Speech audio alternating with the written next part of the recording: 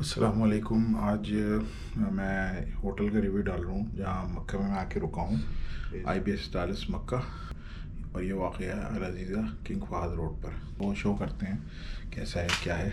ये तो एंट्रेंस है, बस ये लॉबी है और ये एंट्रेंस है और ये इसका वॉशरूम है।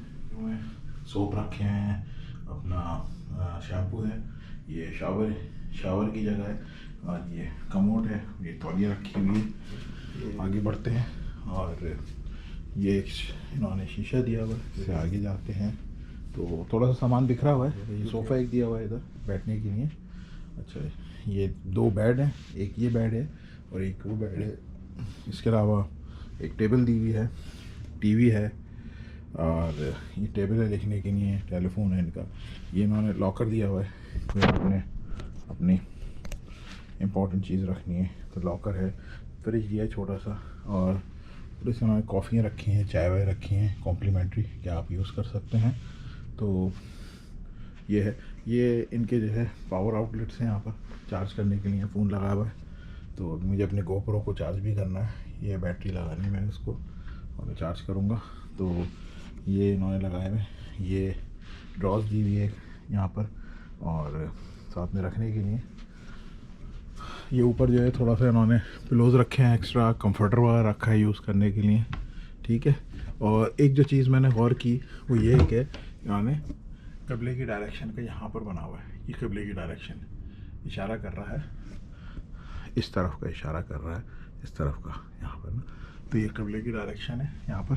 और ये नीचे का नज़ारा है इसका। ये अभी फजर का टाइम हुआ, फजर की नमाज़ पढ़ के आए हैं वहाँ से, हरम से, खाना काबा से। तो ये नीचे जो है ट्रैफिक चल रही है और सारे बिल्डिंग्स हैं, सामने होटल्स हैं। तकरीबन कोई 3-4 दिन हो गए चेक इन किए हुए। और आज जुमे का दिन है, जुमे की नमाज़ पढ़ूँगा हरम में और उसके बाद फिर मेरी रवानगी है मदीना की। अच्छा, ये इसकी लॉबी है। 7th फ्लोर पे जो है ये हमें रूम मिला था और 2 रूम लिए थे, एक 710 और एक जो है वो 7 और 8 लिया था। अच्छा, रिव्यू में बता दूं, वैसे तो ओवरऑल ठीक है, बुरा नहीं है होटल।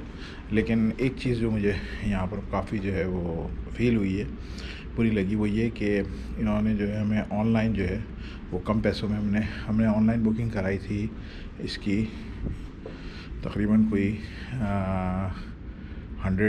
ऑलमोस्ट 100 के करीब रियाल्स की। और हमने सोचा था कि ऑनलाइन हो सकता है शायद महंगी हो और जब हम फिज़िकली यहाँ पर आके बुकिंग करेंगे तो हमें कोई डिस्काउंट दे देंगे। लेकिन जब हम यहाँ पर आए हैं तो इन्होंने और प्राइस बढ़ा दिए और फिर मुझे लेनी पड़ी तकरीबन कोई 110 रियाल गए मैंने रूम लिया। बाकी एक दिन का जो है वो मैंने ऑनलाइन किया था booking.com से।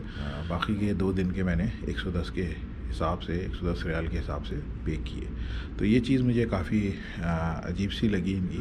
लेकिन मैं एक चीज़ जो बताऊँ बड़ी मज़े की, वो ये कि अगर आप चाहें तो इनकी शटल सर्विस जो है वो काफ़ी लिमिटेड टाइम में चलती है। उसका चार्ट हैगा, बड़ा लिमिटेड हैगा चार्ट। तो अगर वो आपको मिस हो जाती है तो इधर ही करीब में एक और होटल है रियाजुर रैयान के नाम से, उसकी शटल सर्विस जो है हर 45 मिनट्स के बाद निकलती है। तो आप वो ले सकते हैं और लेके यहाँ पर आ सकते हैं, क्योंकि इस होटल और रियाजुर रैयान का फ़ासला मुश्किल से 2-3 मिनट वॉकिंग का है। आप GPS में लगाएं वॉकिंग का, उसके अंदर दें बाय फुट और वो आपको गाइड करके यहाँ पर ले आएगा। तो आप दूसरी शटल सर्विस भी यूज़ कर सकते हो, और भी करीब में होटल हैं, वो देखने पड़ेंगे।